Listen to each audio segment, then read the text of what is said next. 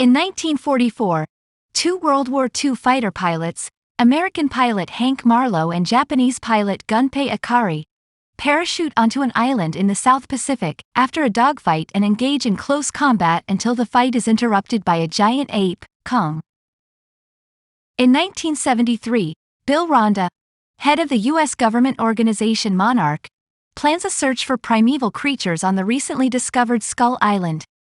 He recruits a U.S. Army unit commanded by Lieutenant Colonel Preston Packard, tracker and former British Special Air Service Captain James Conrad, and anti-war photographer Mason Weaver. Arriving at Skull Island, Packard's men begin dropping seismic explosives, developed by Ronda's seismologist Houston Brooks, to map out the island and prove Brooks's hollow Earth theory. The unit is then attacked by the giant ape, scattering the survivors across the island.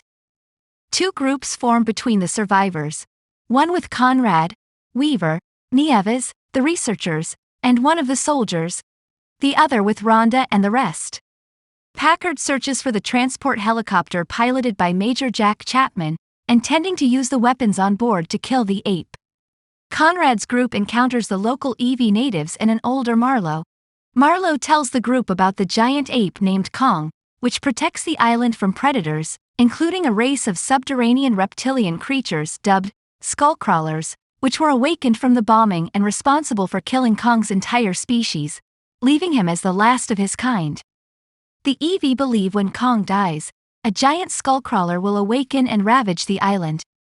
Marlowe reveals he and Akari had become friends during their time on the island, but Akari was killed by a skullcrawler some time ago. As Chapman is ambushed and devoured by a skullcrawler, Conrad's group helps Marlowe finish a boat made from parts of Marlowe's and Akari's downed planes.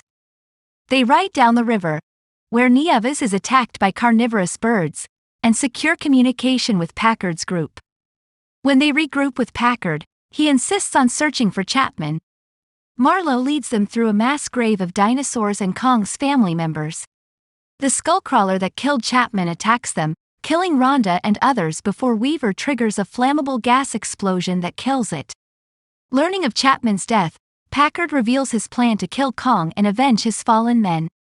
Marlowe and Brooks attempt to explain that killing Kong would lead to the skullcrawlers running rampant, but Packard refuses to listen.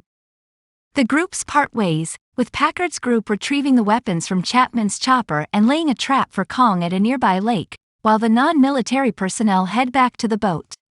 Conrad and Weaver meet Kong up close and, seeing his true peaceful nature, resolve to save him. Packard's group lures Kong with the remaining seismic charges and incapacitates him with ignited napalm. Conrad, Weaver, and Marlowe arrive and, after a standoff, persuade the other soldiers to spare Kong, but Packard refuses to yield. As the others retreat, the giant skullcrawler emerges from the lake, and Kong crushes Packard. The skullcrawler fights and overpowers Kong, but in the end, the ape is victorious with the humans' help.